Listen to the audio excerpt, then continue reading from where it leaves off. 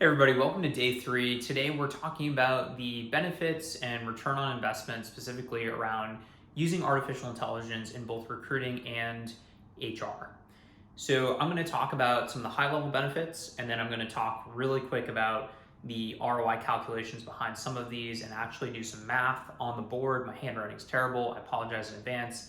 It's also going to be really quick. And so what I would recommend is that if you're not very facile with ROI calculations, check out our 5-day HR Tech ROI course. You will learn a ton and you will get the basics so that stuff like this is very intuitive and simple for you.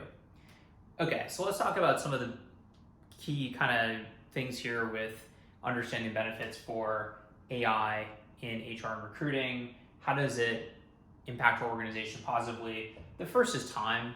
I think most people are looking up AI in HR because they want to do more with less. This means that your recruiters, your HR folks, they don't spend as much time on the rote stuff that a robot can do. And therefore, you don't have to hire as many people. You can change your FTEs and you can redirect that budget other places. Time to fill, because of the sourcing, the screening, the scheduling, all of these things decrease your time to fill. That actually can have massive impacts on the bottom line for your business. Decrease cost per hire. We're going to take out recruiting fees because we're doing more sourcing. We're going to be better at allocating spend across lots of different media channels so that we know, hey, Glassdoor is really good for engineers but bad for salespeople. Let's take that $10K a month we're spending on salespeople and let's redivert it to LinkedIn where we're doing a really good job.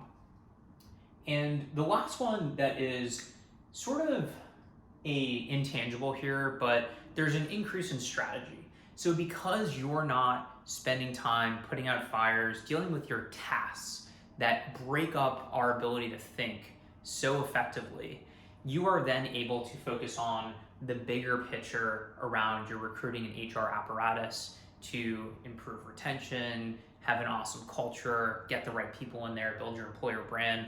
All that stuff that usually falls to the back burner, you now have time to do. Okay, so those are some of the core benefits. Let's talk about how we think about the dollars and cents from these benefits in a way that the cold, hard CFO caricature that I always think about when I do ROI calculations would appreciate. And again, we get a full 5-day email course on just ROI. Okay, so time, this is going to be a really straightforward calculation. Let's say we've got 30 people in our HR team. They each make $100K a year with benefits and salary and all the other things that come with headcount. So that's $3 million a year, right? So we implement an HR chatbot. And so it's answering all these questions that our many employees have around their benefits, about time off, about you name it. And therefore, next year, instead of increasing this headcount to 35, we only increase it to 32. And so we're saving 3 people that each make $100K a year, which means we've got $300,000 worth of savings. What's more, again, getting back to these intangibles, is that the 30 people, the 32 people now next year that we have in the organization, they're able to do much more interesting stuff. They're not answering all these questions that they hate answering. They're able to think strategically about our benefits package, financial wellness, all this sort of next generation stuff that the best organizations are thinking about, in large part because they're adding more headcount to HR. Okay, so that's time. Let's think about cost per hire real quick. I think time to fill might be a little bit too complicated to do on the fly. We've got a really good time to fill calculator on our HR Tech ROI page on the website, by the way. So cost per hire, let's throw out the use case where we're going to decrease our recruiter spends. I think that's pretty obvious. You take those away, it's a lot of money. Let's think more about this example I just sort of referenced where, let's say we're spending $20K a month on Glassdoor, and let's say we're spending $10K per month on LinkedIn. And you know, if you're like most organizations, there's probably like 30 other things here that you've got. And what we find out is that Glassdoor is an amazing channel for 5 different roles, and for everything else it's a total waste of money. And so this $20,000 a month, we can actually spend $5K a month. And This is all ROI positive spend. We know because the bots did the math for us. And so we've got this extra 15,000 bucks that we can then divert. And what we realize is that, you know what, we actually only need to divert $5,000 of it if we do it to the right channel. If we had just done this willy-nilly to all 30 other sources, it wouldn't have been that ROI positive, but we're only having to do 5K in order to meet our hiring goals, and therefore we've got 10K of savings left over. Obviously these numbers are super made up, but this helps you understand in a programmatic way how artificial intelligence can help you save money top of funnel. The last point I want to talk about, again, is the strategy piece.